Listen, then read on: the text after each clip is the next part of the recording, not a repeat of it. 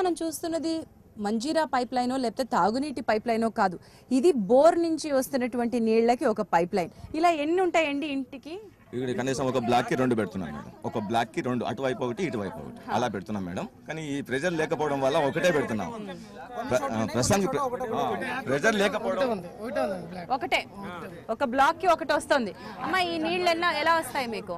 ఇది మంచి నీళ్లు కాదు, వాడుకోవడానికి నీళ్ళు. వాడుకోవడానికే నీళ్లు మేడం. అవి సన్నగా ఇంకా ఈ ఎండాకాలం వచ్చిందంటే చెప్తున్నాను అలా ముంచుకోవాలి మేడం. అది క్లీన్ చేసుకోవాలి, దాంట్లో ముంచుకొని దాంట్లోకి వచ్చి పడే నీళ్ళని ఈ ఫ్లోర్ మొత్తం వాడుకోవాలి మేడం. మేము ఈ 32 బ్లాక్ల వాళ్ళము ఈ నీళ్లు వాడుకోవాలి. మేము ఇక్కడ నుంచి తోడుకోవాలి, జగ్గులతో తోడుకోవాలి, పైకి మోసుకెళ్ళాలి, మళ్ళీ వచ్చి నింపుకోవాలి. అది నిండే లోపల మళ్ళీ నింపుకోవాలి. ఒక్కొక్కరం రాత్రి 12 కావచ్చు, 1 గంట కావచ్చు, ఆ లోపల బోర్ కాలిపోతుంది అని బోర్ బంద్ చేస్తాం మేము. అది కూడా అంతే కదా, మనకున్నది ఒకటే బోరు. అది ఎంత లాగుతుంది? ఈ ఏరియాకి ఒక బోర్ ఉంది మేడం. మొత్తం ఏంటంటే మాకు ఈ లైన్ లో 4 బోర్లు ఉన్నాయి మేడం. 4 బోర్లు ఉంటే మేము డివిజన్ లాగా ఇచ్చేసాం మేడం. ఒక్కొక్క 10 బ్లాక్లకి ఒక బోర్, అంతకంటే ఎక్కువ కనెక్షన్ ఇవ్వలేము. 10 బ్లాక్ల కంటే ఎక్కువ కనెక్షన్ లాగదు.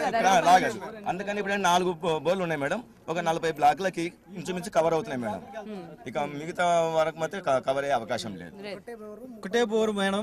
ఈ బోరు 35 బ్లాకులకు వెళ్తుంది మేడం. అన్నగారు చెప్పినట్టు 10 బ్లాకులకు కాదు, ఇది 35 బ్లాకుల దాకా వెళ్తుంది. అయితే ఆ బ్లాకులకి అన్నిటికీ నీళ్లు సరిపోవట్లేదు ఈ బోరు. దానివల్ల చాలా ఇబ్బంది పడుతున్నారు. ఈ 35 బ్లాకుల ప్రజలు ఎంతమంది అయితే ఉన్నారో అంతమంది ఈ నీళ్ల ద్వారా చాలా ఇబ్బంది పడుతున్నారు రాక. అట్లాంటిది అప్పుడు బోర్లు అన్నారు, ఇంతమంది శాంక్షన్ చేయలేదు. మాకు బోర్లు వేయించిన దాఖలాలు కూడా ఇక్కడ లేవు మేడం. ఎన్ని బోర్లు ఉన్నాయండి మనకి మొత్తంగా? మొత్తం మీద 4 బోర్లు ఉన్నాయి మేడం.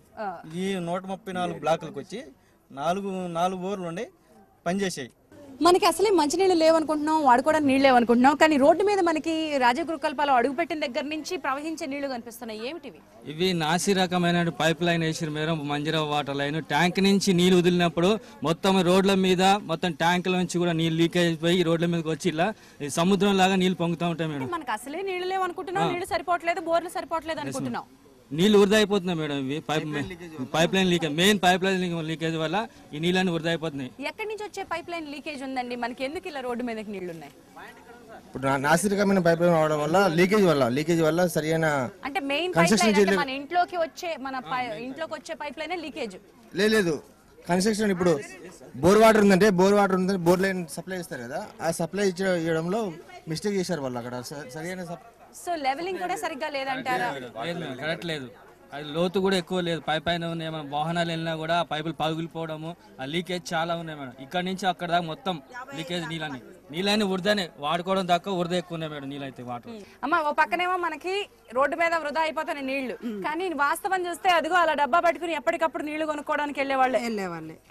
ఇప్పుడు ఏంటంటే రోజు నీళ్లు కొనుక్కొని వాడుకోవడమే జరుగుతుంది మేడం. బోర్ నీళ్లు నాశన పైపులు వేసే వరకు ఇక్కడ నుండి 55 దాకా పలుగుడు చూపిస్తున్నాయి. సైకిల్ టీపులతోటి వీటితోటి కట్టి ఏదో సమర్థించి వాటిని పట్టుకోవడం జరుగుతుంది. సగం వేస్ట్ పోతున్నాయి వృధా. ఇదే కదమ్మా లీకేజ్?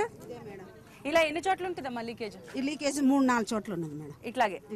సో ఇప్పుడు ఇక్కడ వాల్ వండి ఇది పైప్ లైన్ బయటకే కనిపిస్తుంది మనకి. అవును మేడం, ఎందుకంటే లోతు తవ్వలేదు మేడం. డెప్త్ ఎక్కువ తవ్వడం వల్ల ఇక్కడ ఏంటంటే హెవీ వెహికల్స్ అవి రావడం వల్ల ఇదేంటంటే కాస్త డ్యామేజ్ అయ్యే ఛాన్సెస్ ఉన్నాయి. కాకపోతే అప్పుడు వాళ్ళు చేసింది, ఇది హౌసింగ్ బోర్డు వాళ్ళు వేసిన లైన్ మేడం. ఇది అంటే 3 సంవత్సరాలు కూడా కాకముందే ఇలా ఉందండి. ఇలా ఉంది మేడం. ఇదే ఇంకొక 2-3 సంవత్సరాలు పోతే ఎట్లా ఉంటుంది పరిస్థితి? పనిచేయదు మేడం. మళ్ళీ మేమే డబ్బులు పోగు చేసుకొని మేమే పైప్ లైన్ వేసుకునే పరిస్థితి మేడం. సూరారం రాజీవ్ గృహకల్ప కాలనీలో ఈ ఎండాకాలం ప్రజలు ఎదుర్కోబోతున్నటువంటి మంచినీటి ఎద్దడి, వాడక నీటి ఎద్దడి గురించి ఇప్పటి వరకు మనం మాట్లాడుతూ వస్తున్నాం. కేవలం మంచినీరు మాత్రమే కాదు ఇక్కడ సమస్య. లీకేజీలు ఒక సమస్య అయితే డ్రైనేజీ మరొక సమస్య. ఈ సమస్యలతో ఈ వేసవికాలం దుర్గంధంలో, దరిద్రంలో ఎలా బతకాలి అంటున్నటువంటి ఈ ప్రజల కష్టాల్ని తిరిగి రేపటి చేతనలో మీ ముందుంచే ప్రయత్నం చేస్తాం. చేతనపై మీ అభిప్రాయాలు తప్పకుండా మాకు రాసి పంపించండి. మా చిరునామా